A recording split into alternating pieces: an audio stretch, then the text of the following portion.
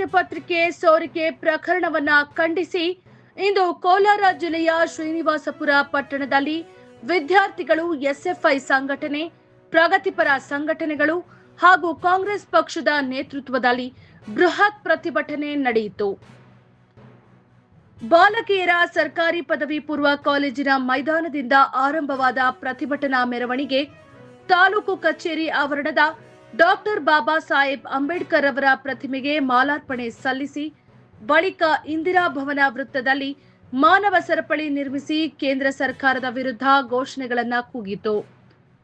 ಪ್ರತಿಭಟನಾಕಾರರು ನೀಟ್ ಪ್ರಶ್ನೆ ಪತ್ರಿಕೆ ಸೋರಿಕೆ ಪ್ರಕರಣದ ಹೊಣೆ ಹೊತ್ತು ಕೇಂದ್ರ ಶಿಕ್ಷಣ ಸಚಿವ ಧರ್ಮೇಂದ್ರ ಪ್ರಧಾನ್ ರಾಜೀನಾಮೆ ನೀಡಬೇಕು, ಪ್ರತಿಭಟನೆ ನಡೆಸಿದ ವಿದ್ಯಾರ್ಥಿಗಳ ವಿರುದ್ಧ ದಾಖಲಾಗಿರುವ ಪ್ರಕರಣಗಳನ್ನು ಹಿಂಪಡೆಯಬೇಕು ಹಾಗೂ ವಿದ್ಯಾರ್ಥಿಗಳ ಹಿತವನ್ನ ಕಾಪಾಡಲು ಸೂಕ್ತ ಕ್ರಮ ಕೈಗೊಳ್ಳಬೇಕು ಎಂದು ಆಗ್ರಹಿಸಿದರು. ಈ ಪ್ರತಿಭಟನೆಯಲ್ಲಿ ನೂರಾರು ವಿದ್ಯಾರ್ಥಿಗಳು, ವಿವಿಧ ಪ್ರಗತಿಪರ ಸಂಘಟನೆಗಳ ಮುಖಂಡರು, ಕಾಂಗ್ರೆಸ್ ಕಾರ್ಯಕರ್ತರು ಹಾಗೂ ಸಾರ್ವಜನಿಕರು ಭಾಗವಹಿಸಿದ್ದರು. ಕಾನೂನು ಸುವ್ಯವಸ್ಥೆ ಕಾಪಾಡುವ ನಿಟ್ಟಿನಲ್ಲಿ ಡಿವೈಎಸ್ಪಿ ಮನಿಷಾ ಕೊಯಿರಾ, ಶ್ರೀನಿವಾಸಪುರ ಪೊಲೀಸ್ ಠಾಣೆಯ ವೃತ್ತ ನಿರೀಕ್ಷಕ ಶಂಕರಾಚಾರ್ ಬಿ, ಸಬ್ ಇನ್ಸ್ಪೆಕ್ಟರ್ ಜೈರಾಮ್ ಹಾಗೂ ಪೊಲೀಸ್ ಸಿಬ್ಬಂದಿ ಬಿಗಿ ಭದ್ರತೆ ಒದಗಿಸಿದ್ದರು.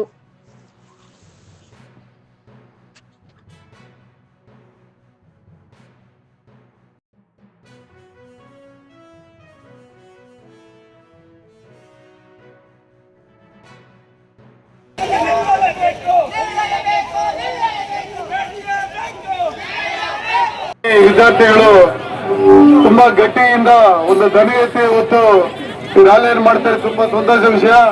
ಯಾಕಂದ್ರೆ ಈಗ ನಮ್ಮ ಹಕ್ಕನ್ನು ನಾವು ಕೇಳದೇ ಇದ್ರೆ ಇನ್ನ ಕೆಳಕ್ಕೆ ಹೋಗೋ ಪರಿಸ್ಥಿತಿ ಒಂದು ಬರ್ತಾ ಇದೆ ಮಕ್ಕಳೇ. ಯಾಕಂದ್ರೆ ನಾವು ಕೂಲಿ ಮಾಡೋರು ಅಥವಾ ಕಾರ್ಮಿಕ ಕೆಲಸಕ್ಕೆ ಹೋಗೋರು ನಾವು ನಮ್ಮ ಮಕ್ಕಳು ಯಾರು ಡಾಕ್ಟರ್ ಆಗೋದು ಬೇಡವಾ, ದುಡ್ಡು ಮಾತ್ರ ಆಗ್ಬೇಕನ್ನೋ ಆಲೋಚನೆಯಲ್ಲಿ ನಡ್ಕೊಂಡು ಹೋಗ್ತಾ ಇದೆ ಇವತ್ತು. ಯಾಕಂದ್ರೆ ಯಾರು ದುಡ್ಡಿದ್ರೆ ಅವರು ಪ್ರಶ್ನೆ ಪತ್ರಿಕೆಯನ್ನು 30 ಲಕ್ಷ ತಗೊಂಡು ವ್ಯಾಪಾರ ಮಾಡಿಕೊಂಡು ಅವರ ಮಕ್ಕಳೇ ಡಾಕ್ಟರ್ ಹೊರತು ನಮ್ಮ ರೈತರ ಮಕ್ಕಳಾಗ್ಲಿ ಕಾರ್ಮಿಕರು ಡಾಕ್ಟರ್ ಆಗಲ್ಲ. ಅದರಿಂದ ಇದಕ್ಕೆ ಜವಾಬ್ದಾರಿ ಯಾರು ಹೊಣೆ ಅಂದ್ರೆ ಕೇಂದ್ರ ಸರ್ಕಾರ. ಕೇಂದ್ರ ಸರ್ಕಾರ ಇವತ್ತು ಬಡಬಕ್ಕರನ್ನ ತುಳಿತಾ ಇದೆ ಅಂತ ಹೇಳಕ್ ಇದೇ ಕಾರಣ ಅಂತ ಹೇಳಕ್ ನಾನು ಇಷ್ಟಪಡ್ತೀನಿ. ಯಾಕಂದ್ರೆ ಇವತ್ತು ಪ್ರತಿಯೊಂದು ಹಳ್ಳಿಯಿಂದ ಒಬ್ಬ ಮಗು ಡಾಕ್ಟರ್ ಆಗ್ಬೇಕಾದ್ರೆ ಸಿಇಟಿನೇ ಅದಕ್ಕೆ ನಮ್ಗೆ ಮೂಲ ಆಧಾರ. ಅದನ್ನು ವ್ಯಾಪಾರೀಕರಣಕ್ಕೆ ಹೋದ್ರೆ ನಮ್ಮ ಪರಿಸ್ಥಿತಿ ಏನು? ಈಗ ವಿದ್ಯಾಭ್ಯಾಸ ಮಾರಾಟಕ್ಕಾಗಿದೆ. ಎಲ್ಲಿ ನೋಡಿದ್ರು ಡೊನೇಷನ್ 1 ಲಕ್ಷ, 2 ಲಕ್ಷ, 5 ಲಕ್ಷ ಅಂತ ಕಾಲೇಜುಗಳನ್ನ ಓದಕ್ಕಾಗಲ್ಲ ಬಡ ಮಕ್ಕಳು. ಯಾವ್ದೋ ಸರ್ಕಾರಿ ಶಾಲೆಯಲ್ಲಿ ಓದಿ ಏನೋ ಒಂದು ಬುದ್ಧಿವಂತಿಕೆಯಿಂದ ಬಂದ್ರೆ ಅದಕ್ಕೆ ಕೂಡ ಕಲ್ಲಾಗ್ತಿರಲ್ಲ. ಇದು ನ್ಯಾಯನ ನಿಮ್ಗೆ? ನಿಮ್ಮ ಮರ್ಯಾದೆ ಗಣಿತನ ಇದು? ದಯವಿಟ್ಟು ನಿಮ್ಗೆ ಹೇಳ್ತಾ ಇದ್ವಿ, ಮುನ್ನೆಚ್ಚರಿಕೆ ಕೊಡ್ತಾ ಇದ್ವಿ. ಈ ಪೀಳಿಗೆ ಇದೇ ತರ ದೂಡ್ತಾ ಇದ್ರೆ ಮುಂದಿನ ದಿನಗಳಲ್ಲಿ ಬೇರೆ ರೀತಿ ಓಡಾಡಕ್ಕೆ ದಾರಿ ಆಗ್ತದೆ. ಈಗ ಮೊದಲ ಏನಾಗಿದೆ ನಮ್ಮನ್ನ ನೀಟ್ ಪರೀಕ್ಷೆಯಲ್ಲಿ ನಮ್ಮ ಮಕ್ಕಳು ಯಾರು ಪ್ರಾಣ ಕಳ್ಕೊಂಡಿದ್ದಾರೆ ಅವ್ರ ಕುಟುಂಬಗಳು, ಯಾಕಂದ್ರೆ ಅವನು ನಂಬಿಕೊಂಡು ಅದನ್ನ ನಮ್ಮ ಮಕ್ಕಳ ಡಾಕ್ಟರ್ ನಮ್ಮ ಜೀವನ ಚೆನ್ನಾಗಿರುತ್ತೆ, ನಮ್ಮ ಸಂಸಾರ ಚೆನ್ನಾಗುತ್ತೆ ಅಂತ ಹೇಳಿ ಅದ್ರ ಆಶಾಭಾವನ ಇಟ್ಕೊಂಡು ಒಬ್ಬ ಓದಿಸ್ತಾರೆ ಕೂಲಿನಲ್ಲಿ ಮಾಡಿ ಅಂತವ್ರು ಕೇಳ್ಕೊಂಡಿದ್ದಾರೆ. ಇವತ್ತು ಅವರಿಗೆ ಕೇಂದ್ರ ಸರ್ಕಾರ ಅವ್ರಿಗೆ ಆಸೆ ಆಗ್ಬೇಕು, ಒಂದು ಮನೆಗೆ 1 ಕೋಟಿ ಕೊಡ್ಬೇಕು, ಅವ್ನು ಅನ್ಕೋಬೇಕಂತೇಳಿ ಈ ಸಂದರ್ಭಕ್ಕೆ ಇಷ್ಟಪಡ್ತೀನಿ. ಮತ್ತೆ ಕೇಂದ್ರ ಸರ್ಕಾರದ ದಿಲ್ಲಿಯ ಜಂತರ್ ಮಂತರ್ನಲ್ಲಿ ಹೆಣ್ಣು ಮಕ್ಕಳು ಗಂಡು ಮಕ್ಕಳು ಅಂತ ಕೂಡ ಭೇದ ಭಾವ ನೋಡಿದೆ ಸ್ಟೂಡೆಂಟ್ಸ್ ಮೇಲೆ ಮಾಡಿರ್ತಕ್ಕಂಥ ದಬ್ಬಾಳಿಕೆಯನ್ನ ಇಡೀ ದೇಶ ನೋಡಿದೆ. ಏನು ಅವಶ್ಯಕತೆ ಇತ್ತು ನಿಮಗೆ ಸ್ಟೂಡೆಂಟ್ಸ್ ನೋಡೋದಕ್ಕೆ? ಅವ್ರು ಬಂದಿದ್ದು ಏನಕ್ಕೆ? ನ್ಯಾಯ ಕೇಳೋದಕ್ಕೆ. ನೀಟ್ ಎಕ್ಸಾಮ್ ಅಲ್ಲಿ ಅನ್ಯಾಯ ಆಗಿದೆ. ಮತ್ತೆ ಎಕ್ಸಾಮ್ ಬರೆದು ಮೊನ್ನೆ ಮಾರ್ಕ್ಸ್ ತಗೊಂಡಿರೋಲ್ಲ ಹಾಳಾಗೋಗಿದ್ದಾರೆ. 20 ಜನ ಆತ್ಮಹತ್ಯೆ ಮಾಡ್ಕೊಂಡಿದ್ದಾರೆ. ಮುಂದೆ ನಮ್ಮ ಭವಿಷ್ಯತ್ತು ಏನೋ, ನಮ್ಮ ಪರಿಸ್ಥಿತಿ ಏನೋ ಕೇಳಕ್ ಬಂದಿದ್ದಕ್ಕೆ ಅವ್ರು ನೋಡಿತೀರಾ? ಅದ್ರ ಸಮರ್ಥನೆ ಮಾಡೋರು ಕೂಡ ನಮ್ಮ ದೇಶದಲ್ಲಿ ಇದ್ದಾರಲ್ಲ. ಇದಕ್ಕಿಂತ ದೌರ್ಭಾಗ್ಯ ಈ ದೇಶಕ್ಕೆ ಬೇಕಾ? ರಾಜಕೀಯ ಮತ್ತೆ ಮಾಡ್ಕೊಳ್ಳೋಣ, ಅವ್ರವ್ರ ಪಾರ್ಟಿ ಅವ್ರವ್ರ ಮಾಡ್ಕೊಂಡ್ಲಿ. ಕೇಂದ್ರದಲ್ಲಿ ಕಾಂಗ್ರೆಸ್ ಇರಲಿ ಇಲ್ಲ ಬಿಜೆಪಿನೇ ಇರಲಿ, ಯಾರನ್ನೇ ಇರಲಿ, ಮಕ್ಕಳ ಮೇಲೆ ದೌರ್ಜನ್ಯ ಮಾಡ್ತಕ್ಕಂಥದ್ದು ಅನ್ಯಾಯ ಅಂತ ನಿಮ್ಗೆ ಅನ್ಸೋದಿಲ್ವಾ? ಅದರಲ್ಲೂ ಕೂಡ ಸಮರ್ಥನೆ ಮಾಡ್ತಿರಲ್ಲ. ಅಲ್ಲಿ ಬಾಂಗ್ಲಾದಿಂದ ಬಂದಿದ್ರು, ಪಾಕಿಸ್ತಾನದಿಂದ ಬಂದಿದ್ರು, ಲಕ್ಷಾಂತರ ಮಕ್ಕಳು, ಹೆಣ್ಮಕ್ಳು, ಗಂಡು ಮಕ್ಕಳು, ವಿದ್ಯಾರ್ಥಿಗಳು ಬೇರೆ ದೇಶದಿಂದ ಬರಕ್ ಸಾಧ್ಯ ಇದೆಯಾ? ಅದಕ್ಕೆ ಅಲ್ಲಿಂದ ಬರ್ತಾ ಇದ್ರೆ ನಿಮ್ದು ಗೂಢಚಾರಿ ಏನು ಮಾಡ್ತಾ ಇತ್ತು? ಬಾರ್ಡರ್ ಸೆಕ್ಯೂರಿಟಿ ಏನು ಮಾಡ್ತಾ ಇತ್ತು? ಇಲ್ಲದ ಅಪಾರ್ಟ್ಮೆಂಟ್ಗಳು ಸ್ಟೂಡೆಂಟ್ಸ್ ಮೇಲೆ ಹಾಕೋದು, ಅವ್ರು ಬೇರೆ ಅವ್ರು ಹೋರಾಟ ಮಾಡಿದ್ರೆ ಟೆರರಿಸ್ಟ್ಗಳಾಗಿ ಮಾಡಿದ್ರಲ್ಲ, ಅದು ಸಮರ್ಥನೆ ಮಾಡ್ತಕ್ಕಂಥ ನಿಮ್ಗೆ ಮನೆಯಲ್ಲಿ ಮಕ್ಕಳಿಲ್ವಾ? ನಿಮ್ಮ ಮಕ್ಕಳು, ನಮ್ಮ ಮಕ್ಕಳು ವಿದ್ಯಾರ್ಥಿಗಳಿಲ್ವಾ? ಡಾಕ್ಟರೇಟ್ BE ಎಲ್ಲ ಮಾಡ್ತಾ ಇಲ್ವಾ? ನಮ್ಮ ಮಕ್ಕಳಿಗಾದ್ರೆ ಒಂದು, ನಿಮ್ಮ ಮಕ್ಕಳಿಗಾದ್ರೆ ಒಂದ? ನಿಮ್ಮ ಮನೆಯವ್ರಿಗೂ ಬಂದವ್ರು ಮಾತ್ರ ನಿಮ್ಗೆ ಅನ್ಯಾಯ ಅನಿಸ್ತಾ ಇದೆ, ಬೇರೆ ಮಕ್ಕಳಿಗೆ ಆದಾಗ ಅನ್ಯಾಯ ಅಲ್ವಾ? ಇದು ಬಹಳ ಅಮಾನವೀಯ ಘಟನೆ. ದಯಮಾಡಿ ದೊಡ್ಡ ಕೆಲಸ ಏನಲ್ಲ, ಇಷ್ಟು ಜನಗಳು ಇಳಿಸಂತೆ ವಿದ್ಯಾರ್ಥಿಗಳ ಒಂದು ಬೇಡಿಕೆ ಏನು? ಯಾರು ಇವ್ರಿಗೆ ಕಾರಣಕರ್ತರಾಗಿದ್ದಾರೋ ನಾಲಾಯಕ ಮಂತ್ರಿಗಳು ದಯಮಾಡಿ ಕೇಳಿಸ್ಕೋಬೇಕು. ಹೆಸರು ಮತ್ತೆ ಸೆಂಟ್ರಲ್ ಮಾತಾಡ್ಬೇಡ್ರಿ. ನಾಲಾಯಕ ಮಂತ್ರಿ ಯಾರಿದಾರೋ ಅವ್ರು ರಾಜೀನಾಮೆ ಕೊಡ್ಬೇಕು ಅಂತ ಅವರ ಬೇಡಿಕೆ ನ್ಯಾಯಯುತವಾಗಿದೆ. ಅದೇ ರೀತಿ ಒಳ್ಳೆ ವಿಚಾರಣೆ ಆಗ್ಬೇಕು. ಸತ್ತಿರೋ ಒಬ್ಬ ಕುಟುಂಬಗಳಿಗೆ ಪರಿಹಾರ ಕೊಡ್ಬೇಕು. ಏನ್ ತಪ್ಪಿದೆ ಇದ್ರಲ್ಲಿ? ಮನವಿ ಏನಂದ್ರೆ ಸಮರ್ಥನೆ ಮಾಡಿ ರಿಕ್ವೆಸ್ಟ್ ಮಾಡ್ಕೊಳ್ತೀನಿ, ದಯಮಾಡಿ ಆಲೋಚನೆ ಮಾಡಿ. ನಿಮಗೂ ಮಕ್ಕಳಿದ್ದಾರೆ, ನಮಗೂ ಮಕ್ಕಳಿದ್ದಾರೆ. ಮೊನ್ನೆ ಗಲಾಟೆ ಮಾಡಿರೋ ಮಕ್ಕಳನ್ನ ನಮ್ಮ ಮಕ್ಕಳು ಅನ್ಕೊಂಡು ಆಲೋಚನೆ ಮಾಡಿ. ಇದರಲ್ಲೂ ರಾಜಕಾರಣ ಮಾಡಕ್ ಬರಬೇಡಿ. ಯಾರಾದ್ರೂ ಇದ್ರಲ್ಲಿ ರಾಜಕಾರಣ ಬೆಲೆ ಬೇಯಿಸ್ಕೊಳಕ್ ಹೋದ್ರೆ ಅವರಷ್ಟು ಹೀನ, ಅವರಷ್ಟು ಕಚಡ ಯಾರು ಇರೋದಿಲ್ಲ. ನಾನು ಆಲೋಚನೆ ಮಾಡಿ, ಮಕ್ಕಳಲ್ವಾ, ದಯಮಾಡಿ ಅವ್ರಿಗೆ ನ್ಯಾಯ ತರಿಸ್ಕೊಡ್ಬೇಕು. ಅವ್ರ ಗಮನಕ್ಕೆ ನಾವು ವಿದ್ಯಾರ್ಥಿಗಳ ಹೋರಾಟಕ್ಕೆ ಜಯವಾಗಲಿ. ದೇಶ ಬಹು ದೊಡ್ಡ ದೇಶ. ಇಂಥ ಒಂದು ದೊಡ್ಡ ದೇಶದ ಒಳಗಡೆ ಶಿಕ್ಷಣ ಅನ್ನುವಂಥದ್ದು ಮಾರಾಟ, ಅದರ ಜೊತೆಗೆ ವಿದ್ಯಾರ್ಥಿಗಳ ಪ್ರತಿಭಾವಂತ ವಿದ್ಯಾರ್ಥಿಗಳ ಹಕ್ಕುಗಳನ್ನ ದಮನ ಮಾಡ್ತಿರುವಂತದ್ದು ಈ ದೇಶದ ಭವಿಷ್ಯಕ್ಕೆ ಒಳ್ಳೆಯದಲ್ಲ. ಪ್ರತಿ ಸಾರಿ ಕೂಡ ಕಷ್ಟಪಟ್ಟು ಓದಿದಂತ ವಿದ್ಯಾರ್ಥಿಗಳಿಗೆ ಅನ್ಯಾಯ ಮಾಡ್ತಾ ಬಂದಿರುವಂತಹ ಇಂಥ ಆಡಳಿತ ವ್ಯವಸ್ಥೆಗಳು ನಿರ್ನಾಮ ಆಗಬೇಕು. ಕಷ್ಟಪಟ್ಟು ಓದಿದಂತ ವಿದ್ಯಾರ್ಥಿಗಳ ಭವಿಷ್ಯ ಉಜ್ವಲ ಆಗಲಿಕ್ಕೆ ಏನೆಲ್ಲ ಪ್ರಯತ್ನಗಳನ್ನು ಮಾಡಲಿಕ್ಕೆ ಹೋರಾಟಗಾರರು ಮತ್ತು ಸಂಘಟನೆಗಳು, ವಿದ್ಯಾರ್ಥಿ ಸಂಘಟನೆಗಳು, ದಲಿತ ಸಂಘಟನೆಗಳು, ರೈತ ಸಂಘಟನೆಗಳು, ಜನಪದ ಸಂಘಟನೆಗಳು ಇವತ್ತು ಈ ಶ್ರೀನಿವಾಸಪುರ ತಾಲೂಕಿಂದ ಇಡೀ ದೇಶದಲ್ಲಿ ನಮ್ಮನ್ನ ಆಳ್ವಿಕೆ ಮಾಡ್ತಿರುವಂತಹ ಬಿಜೆಪಿ ಸರ್ಕಾರ, ಆ ಕೇಂದ್ರ ಸರ್ಕಾರ, ಆ ದುರಾಡಳಿತವನ್ನ, ಆ ದುಷ್ಟ ವ್ಯವಸ್ಥೆಯನ್ನ ಖಂಡಿಸ್ತಾ ಇವತ್ತು ಭಾರತ ದೇಶದ ಒಳಗಡೆ ಇಂಥ ಒಂದು ಅಮೂಲ್ಯವಾದಂತಹ ವಿದ್ಯೆಯನ್ನ ಮಾರಾಟ ಮಾಡ್ತಿರುವಂತದ್ದು ಮಾಡಿ ಪದೇ ಪದೇ ಪೇಪರ್, ಬರೀ ನೀಟ್ ಪೇಪರ್ ಅಲ್ಲ, ವಿದ್ಯೆಯನ್ನ ಮಾರಾಟ ಮಾಡುವಂತಹ ಖಾಸಗಿ ವ್ಯವಸ್ಥೆಯನ್ನು ಕುರಿತಿರುವಂತಹ ಇಂಥ ದುಷ್ಟ ವ್ಯವಸ್ಥೆಗೆ ಧಿಕ್ಕಾರವನ್ನು ಹೇಳ್ತಾ ಇಡೀ ಭಾರತ ದೇಶದ ಒಳಗಡೆ ಒಮ್ಮತದಿಂದ ನಡೆಯುತ್ತಿರುವಂತಹ ಹೋರಾಟಕ್ಕೆ ಶ್ರೀನಿವಾಸಪುರ ತಾಲೂಕಿನ ಜನಪದ ಸಂಘಟನೆಗಳ ಒಕ್ಕೂಟದಿಂದ ವಿದ್ಯಾರ್ಥಿಗಳಿಗೆ ನಾವು ನೈತಿಕ ಬೆಂಬಲವನ್ನು ಕೊಡ್ತಾ ಇವತ್ತಾಗ್ತಿರುವಂತಹ ಅವ್ಯವಸ್ಥೆಯ ವಿರುದ್ಧ ನಾವೆಲ್ಲ ಒಗ್ಗಟ್ಟಾಗಿ ಹೋರಾಟ ಮಾಡಬೇಕಾಗಿದೆ. ಮಕ್ಕಳಿಗೆ ಸಮಾನತೆ ಶಿಕ್ಷಣವನ್ನು ಕೊಡಬೇಕಾಗಿದೆ. ಆ ಶಿಕ್ಷಣ ಸೋರಿಕೆ ಆಗೋದನ್ನ ನಿಲ್ಲಿಸಿ ಎಲ್ಲಾ ಮಕ್ಕಳಿಗೂ ಸಮಾನ ಅವಕಾಶವನ್ನು ಕೊಡಬೇಕಾಗಿದೆ.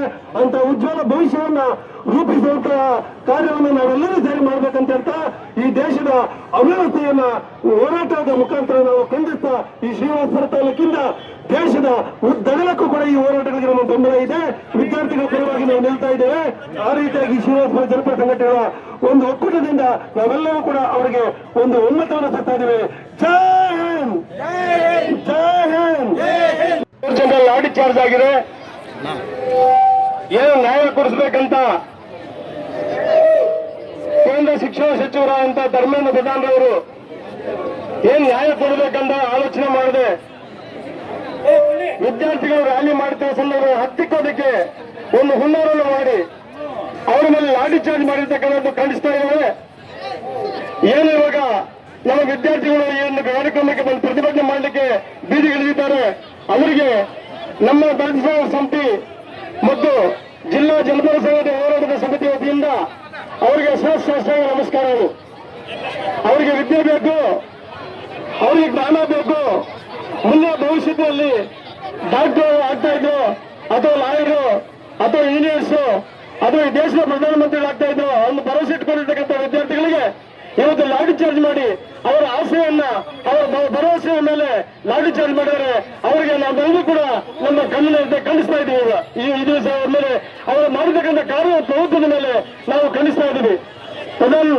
ಧರ್ಮೇಂದ್ರ ಪ್ರಧಾನ್ ಅವರು ಈ ಕೂಡ ರಾಜೀನಾಮೆ ನೀಡಬೇಕು ಮತ್ತು ಏನು ಅವ್ರ ಮೇಲೆ ವಿದ್ಯಾರ್ಥಿಗಳ ಮೇಲೆ ಕೇಸ್ಗಳು ಹಾಕಿದ್ದೀರಾ ಆ ಕೇಸ್ನ ದಯಮಾಡಿ ರದ್ದು ಮಾಡಬೇಕು ಮತ್ತೆ ಅವ್ರಿಗೆ ನ್ಯಾಯ ಸಿಗುವಂತ ಕೆಲಸ ಮಾಡಬೇಕು. ತಪ್ಪು ಮಾಡಿರ್ತಕ್ಕಂಥವ್ರ ಮೇಲೆ ನೀವು ಕಾನೂನು ಪ್ರಕಾರ ಕ್ರಮ ಕೈಗೊಳ್ಳದೆ. ಆಮೇಲೆ ಸಿಜೆಪಿ ಕಾಂಗ್ರೆಸ್ ಜನತಾ ಪಾರ್ಟಿ ಅವರು ಮಾಡ್ತಾ ಇದ್ದಂತ ಒಂದು ದಂಡಿಯಲ್ಲಿ ಅವರ ಮೇಲೆ ದಬ್ಬಾಳಿಕೆ ದೌರ್ಜನ್ಯ ಮಾಡಿ ರಕ್ತ ಬರುವಂತೆ ಹೊಡೆದಿರ್ತಕ್ಕಂಥದ್ದು ಅದನ್ನ ಖಂಡನೆ ಮಾಡ್ತಾ ಇದ್ದೇವೆ. ಅವ್ರಿಗೆ ಏನಾದ್ರು ಮಾಡೋದಿದ್ರೆ ನಿಮಗೆ ಧೈರ್ಯ ಇದ್ರೆ ನಿಮಗೆ ತಾಕತ್ತಿದ್ರೆ, ನಿಮಗೆ ಯೋಗ್ಯತೆ ಇದ್ರೆ ಈ ಕೂಡಲೇ ಧನ್ಯ ಪ್ರಧಾನವರನ್ನ ರಾಜೀನಾಮೆ ಕೊಡಿಸಿ ಅವ್ರ ಕೈಯಲ್ಲಿ. ಆಮೇಲೆ ಏನು 57 ಜನ ಅದಕ್ಕೆ ಇನ್ವಾಲ್ವ್ಮೆಂಟ್ ಆಗಿದ್ದಾರೆ, ಅವರೆಲ್ಲರೂ ಕೆಲಸದಿಂದ ವಜಾ ಮಾಡ್ತಕ್ಕಂಥ ಕೆಲಸ ಮಾಡ್ರಿ. ಅವಾಗ ನಿಮ್ಮ ದೇಶದ ಪ್ರಜೆಗಳೆಲ್ಲ ನಿಮಗೆ ಒಪ್ಕೋತಾರೆ, ನ್ಯಾಯ ಸಿಗತ್ತೆ. ವಿದ್ಯಾರ್ಥಿಗಳು ಲಾಠಿ ಚಾರ್ಜ್ ಮಾಡ್ತಾರಲ್ಲ, ಇದು ಯಾವ ನ್ಯಾಯ ನಿಮ್ದು? ಅದೇ ನಿಮ್ಮ ಮಕ್ಕಳು ಅಥವಾ ನಿಮ್ಮ ಮೊಮ್ಮಕ್ಕಳು ಅಲ್ಲಿ ಹೋಗಿ ರ್ಯಾಲಿ ಮಾಡ್ತಾ ಇದ್ರೆ ಆಮೇಲೆ ನೀವು 10 ಜನ ಮಾಡ್ತಾ ಇದ್ರ, ದಬಾರಿಕೆ ಮಾಡ್ತಾ ಇದ್ರ, ಇದು ಖಂಡನೀಯ ವಿಚಾರ. ದಯಮಾಡಿ ನೀವು ಏನೇ ಆದ್ರೂ ಕೂಡ ಧನ್ಯ ಬದಲಾದವರು ಈ ಕೂಡ ರಾಜೀನಾಮೆ ಕೊಡಲೇಬೇಕು. ಕೊಡದೇ ಇದ್ದಾರೆ ಈ ಹೋರಾಟ ರಾಜ್ಯಾದ್ಯಂತ, ಜಿಲ್ಲೆಯಾದ್ಯಂತ, ರಾಜ್ಯಾದ್ಯಂತ, ದೇಶಾದ್ಯಂತ ಪ್ರತಿಯೊಂದು ಮುಂದುವರಿಯುತ್ತದೆ. ದಯಮಾಡಿ ಎಲ್ಲರೂ ಕೂಡ ಸಹಕಾರ ನೀಡ್ತಾ ಇದ್ದಾರೆ.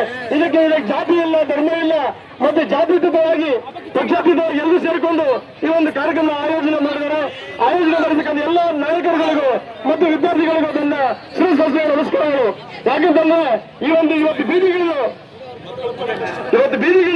ಇದು ಪ್ರತಿಭಟನೆ ಮಾಡ್ತಾ ಇದ್ದಾರೆ ಅಂತಂದ್ರೆ ಅವರ ನೋವನ್ನ, ಅವರ ದುಃಖವನ್ನ ಬಹಿರಂಗಪಡಿಸಲಿಕ್ಕೆ ಬರ್ತಾ ಇದ್ದಾರೆ. ಅದಕ್ಕೋಸ್ಕರ ಇವಾಗ ಈ ಕೂಡಲೇ ನಮ್ಮ ಏನು ಕೇಂದ್ರ ಸಚಿವರಾಗಿದ್ದಾರೆ ಅವರು ದಯಮಾಡಿ ನೀವು ನಿಮಗೆ ನಾಚಿಕೆ ಮಾನ ಮರ್ಯಾದೆ ಇದ್ರೆ ಈ ಕೂಡಲೇ ನೀವು ರಾಜೀನಾಮೆ ಕೊಡ್ಬೇಕಂತೇಳಿ ನಮ್ಮ ಜನಪದ ಸಂಘ ಕೂಡದಿಂದ ನಾವು ಬೇಡಿಕೆ ನೀಡ್ತಾ ಇದ್ದೇವೆ. ಹಾಗೆಯೇ ವಿದ್ಯಾರ್ಥಿನಿಯರು ಇವತ್ತು ಬೀದಿಗಿಳಿದು ಮುಷ್ಕರ ಮಾಡ್ತಾ ಇದ್ದಾರೆ. ಈ ಮುಷ್ಕರ ಮಾಡ್ತಾ ಇದ್ರೆ ನಾವು ಸ್ವಾಗತಿಸ್ತಾ ಇದ್ದೇವೆ. ಹೆಣ್ಣು ಮಕ್ಕಳೆಲ್ಲ ಬಂದು ಇಲ್ಲಿ ಸ್ಟ್ರೈಕ್ ಮಾಡ್ತಾ ಇದ್ದಾರೆ. ನಿಮ್ಗೆ ಏನಾದ್ರು ರಾಜೀನಾಮೆ ಮಾಡ್ಬೇಕು ನಿಮಗೆ ಮನಸ್ಸಿದ್ರೆ, ಮಾನ ಮಾಡಿದ್ರೆ ದಯಮಾಡಿ ಈ ಕೂಡ ರಾಜೀನಾಮೆ ನೀಡಬೇಕಂತೇಳಿ ಇಲ್ಲಿ ಎಲ್ಲ ಜನಪದ ಸಂಘ ಒಕ್ಕೂಟದ ನಾವು ಜಂತರ್ ಮಂತರ್ ಕೇಳಿದ್ದು. ನನ್ನ ಗುರುಗಳು ಹೇಳಿದ್ದು ವಿದ್ಯೆ ಎಂಬುದು ಸಾಧಕನ ಸೊತ್ತು ಹೊರತು ಸೋಮಾರಿಯ ಸೊತ್ತಲ್ಲ.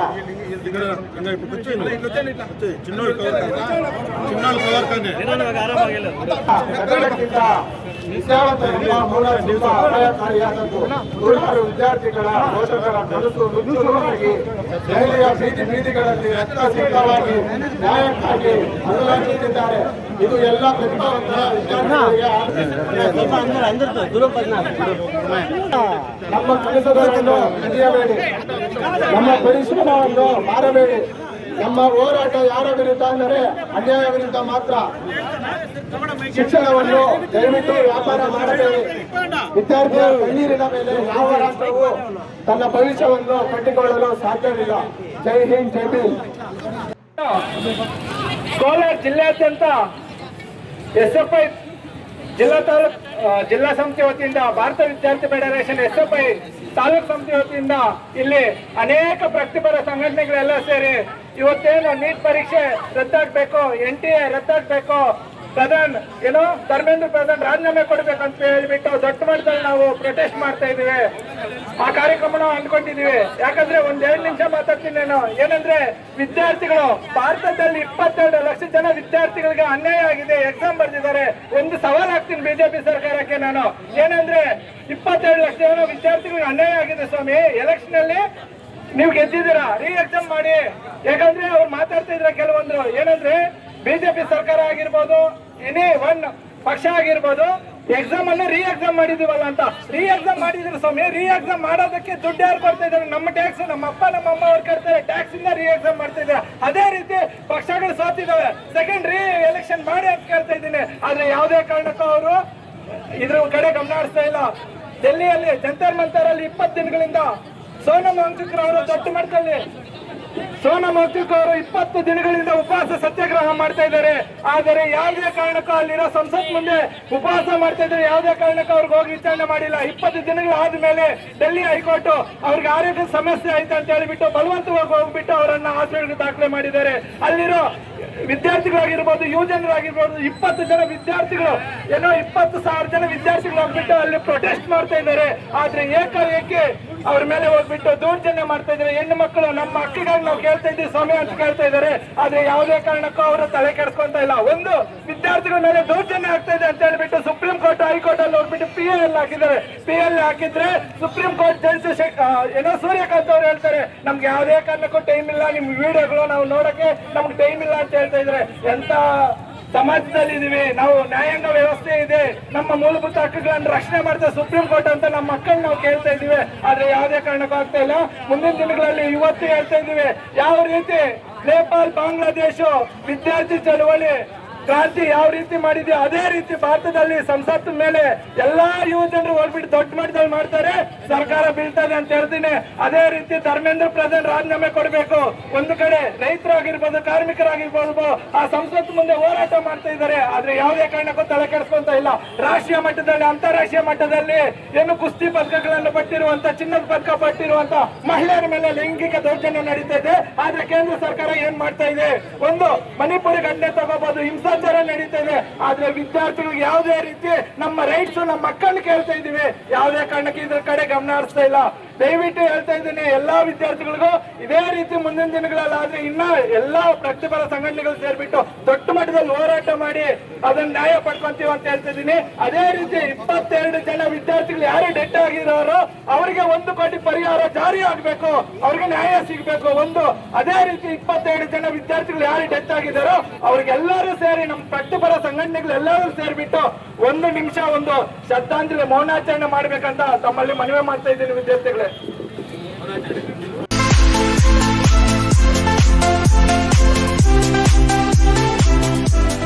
ನಿರಂತರ ಸುದ್ದಿಗಾಗಿ ವೀಕ್ಷಿಸಿ VK18 ನ್ಯೂಸ್ ಕನ್ನಡ.